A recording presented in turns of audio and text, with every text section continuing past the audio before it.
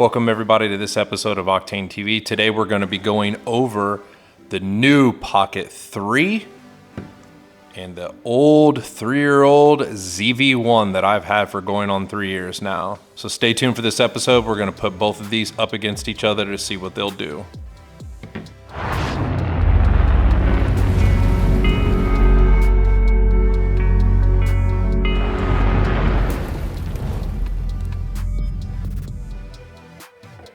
First off, I want to go over some of the differences that you can visually see over the actual Pocket 3 versus the ZV1. Now, at the time of filming this, I've only had the Pocket 3 for maybe going on 3 days. So I haven't had a whole lot of time to use this. The ZV1 I've had for going on 3 years now. The 3 years I've used the ZV1, it has been my go-to camera, and it has honestly been one of the best cameras I've ever used. I've thought about going to the ZV1F, the ZV1 Mark II. I also have the ZV-E10, and I will say the ZV-E10 is great. That's what I'm actually filming this on. This actual episode is filmed on the ZV-E10. The stabilization does not hold a candle to the ZV1 or in low light. So yes, it does have interchangeable lenses. It's great on a tripod, but it does not hold a candle to the ZV1 when it comes to stabilization in low light settings. For some weird reason, the ZV1 is really hard to beat on stabilization in low light settings. So I figured, why not try the Pocket 3 to go up against one of the best cameras I have. So tell me what you think down below. Comment down below and tell me what you think of the Pocket 3 versus the ZV1 videos. I want to see what you guys think as well. I'm going to dig into them a little bit deeper and keep going more and more. I'm going to probably make 3 or 4 of these episodes of the ZV1 versus the Pocket 3. Now, as of right now, I can't go outside because it's extremely dark and raining. So I will make another episode this week when the weather does clear up. I'll go outside. I'll do different environments with both of these cameras and see what they can do. Now, the one advantage I do see over the Pocket 3 over the ZV1 is in-body stabilization and optical stabilization versus the gimbal. I think the gimbal is going to win every single time. I don't think that is going to affect the stabilization like it would with the ZV1, especially at night. The night is where this thing is going to suffer. But where that is a problem on the ZV, the ZV1 not having the gimbal's also very hard to hold. It's very hard and to set it down, things like that. That's what I'm starting to notice, just setting this down, putting the little tripod underneath it or having the extended handle. The ZV1, you can just put it in your pocket, do whatever you want with it. It just, the lens comes out whenever you open the LCD. It's very convenient, very small, very easy to use. You can put it anywhere you want. Whereas this, you kind of have to put the case over it, take the body, the actual piece off, or put the tripod on. So it is a little more, complicated with the Pocket 3, but where I think the Pocket 3 is really going to shine for me and probably every single person else, the stabilization is great, yes, but the actual lens fixed at the millimeter that it is, the ZV1, the only complaint I have is it's too close to you. So this is literally like almost like a 18 millimeter-ish kind of, depending on because of the stabilization on this, it changes so much because when you use the active stabilization. So I'm getting close to here in the middle of my chest when I do the actual, talking or anything like that with this camera. With this, all I can get is my head and barely even that. And that's holding at a full arm's length. I'll show you in these videos coming up. But this, you can get all of the top part of my chest up, my head, everything, and some of the background. And this will actually do somewhat of a blurry background. It does have some depth of field. This you can do blurry background as well with the button or changing settings. But that is why I like the ZV1 so much. The detail, blurry background, ease of convenience, every single thing about this camera I love. The only one complaint I will tell you about this camera, if you're wanting to buy it or thinking about it compared to the Pocket 3, is it's too close in millimeter. I've put on, if you can see some of this tape and stuff I put on here, I've tried all the Ulanzi pieces, they fall off. That is my only complaint. I think this is going to fix that and it's going to be absolutely amazing. I don't think this is gonna have a lot of downsides to it, to be honest. Right now, when I purchased this, it was $660, I believe, for the creator combo. This, when I purchased it, was $799, which is a lot to take on 3 years ago. $800 for a very small point and shoot camera. People laugh at me when I pull this out and they're like, that's the camera you use? And I'm like, well, when you see the quality, you'll understand why I use this camera. But this bad boy, for the whole creator combo, $660. I will put an Amazon link down for the creator combo for the Pocket 3, and I will put a link for the ZV-1 and ZV-1 Mark II, which has even got more upgrades than this.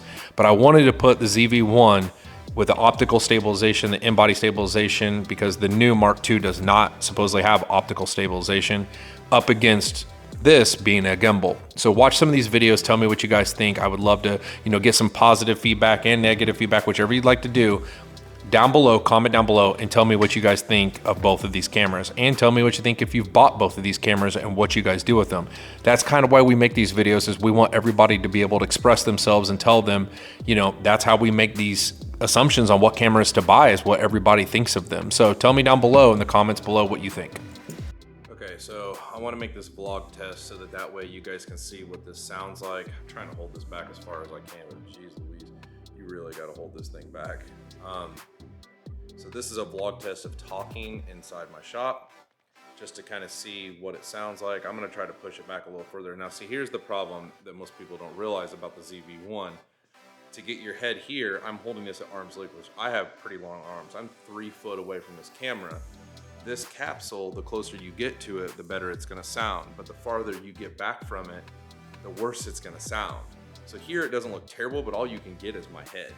So that's it. So when I put the Pocket 3 up, it's going to be at the same length. You're probably going to get half my body. So I'm going to push this back a little further, and then you tell me how worse the sound is, because it's going back further to keep the speaker away from your voice. So I'm going to push it back because I have it on a stand right here where I'm holding it, but I can extend it back further. Let's see how that sounds. Okay, so now I've got it back. I'm probably about 3.5, 4 feet away. How does this sound? Now I can get a whole lot in here because I've pushed this back. So I'm back pretty far now. You can obviously tell a noticeable difference comparable to, you can get the top part of my chest and everything like that. So tell me how this sounds. This is a vlog test with the internal microphone of the ZV-1 where it needs to be. We're gonna put this up against the Pocket 3 internal mic. That way, if you don't have the creator combo and you don't have the money to buy that, you can see what the ZV-1 will sound like comparable to the Pocket 3 internal microphone. Now I'll do an external microphone review as well, but that's kind of not comparing apples to apples. That's more like apples to oranges, because the Pocket 3 comes with an external microphone with the creator combo, but you would have to buy an external microphone to use the ZV-1. Now, one of the greatest advantages to the ZV-1, I'll walk around a little bit just to see, but one of the greatest advantages to the ZV-1 is you can add an external microphone. So I want to see, while I'm walking and talking, does this change anything comparable? So we'll check it with the Pocket 3 and see.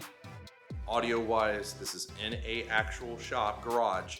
I want to see what this sounds like comparable to the Pocket 3 internal microphone with the capsule. Now I'm going to pull it closer to my face and tell me if that changes the sound. Now I'm about 1.5 feet away. Does that change the sound at all? Does it get better? Does it get worse? Does it get louder? You can change the internal microphone gain on the ZV-1 as well. So that is a major plus, to where you can, if you did want to put the camera back, you could probably produce more volume by pushing the microphone up.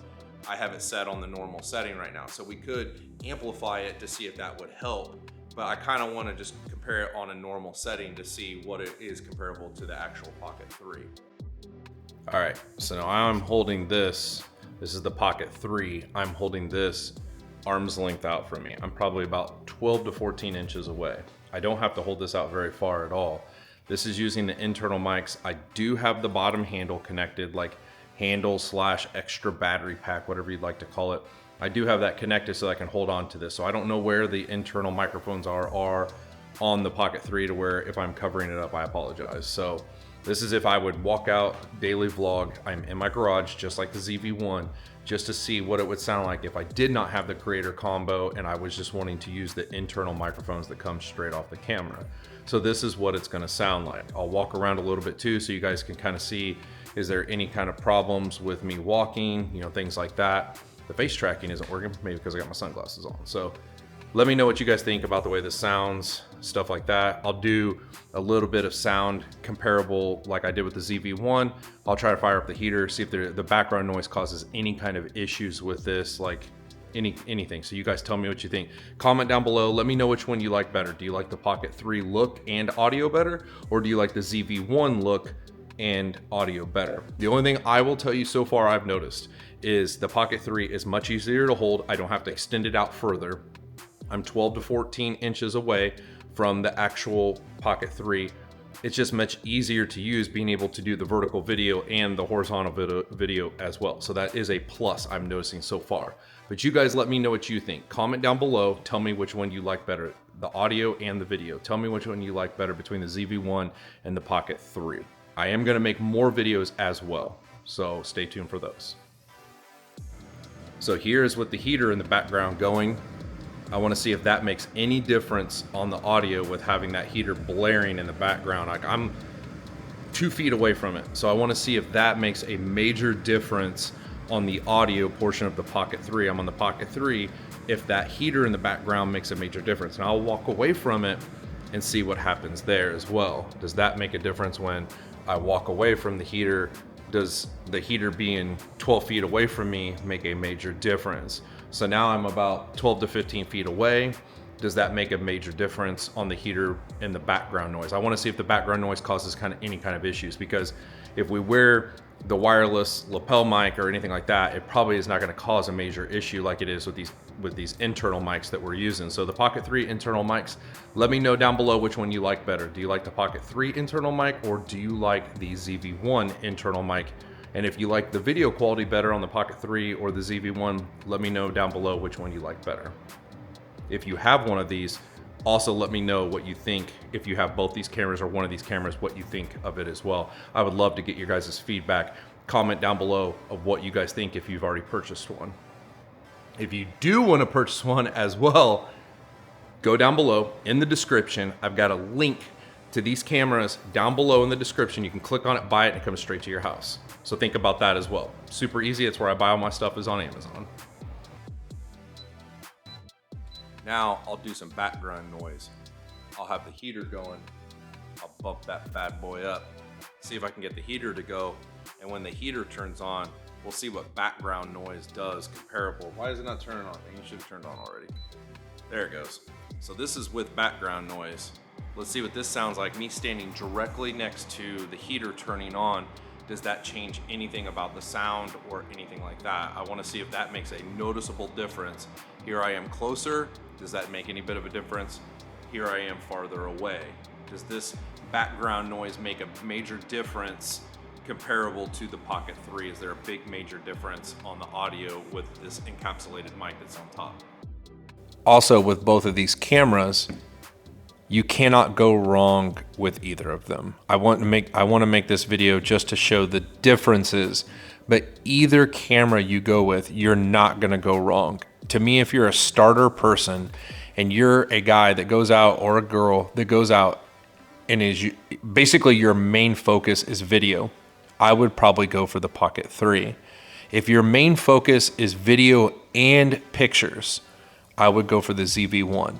That is where I feel like the ZV1 is for the person that's on the go, that can't, just throws it in their pocket, just very easy to use, and you do pictures 50% and video 50%, the ZV1 is the way to go. Great pictures out of this camera, awesome pictures.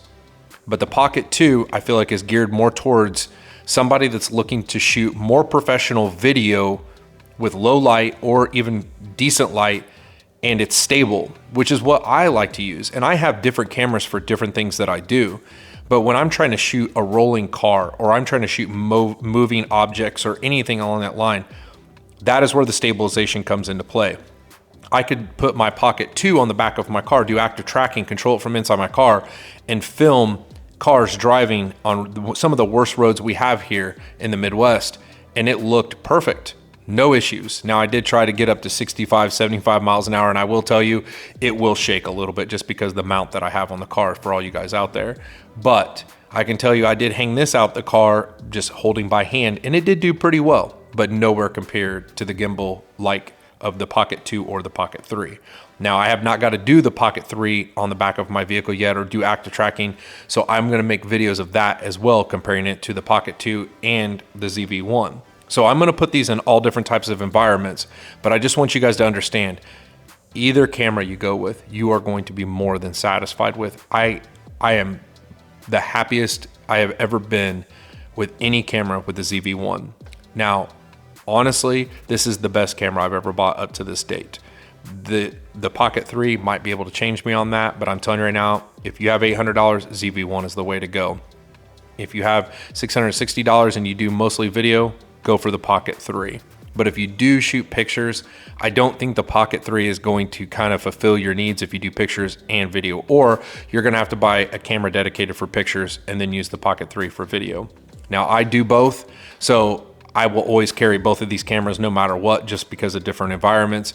But to some people, they might want to just have one camera for all of everything that they do.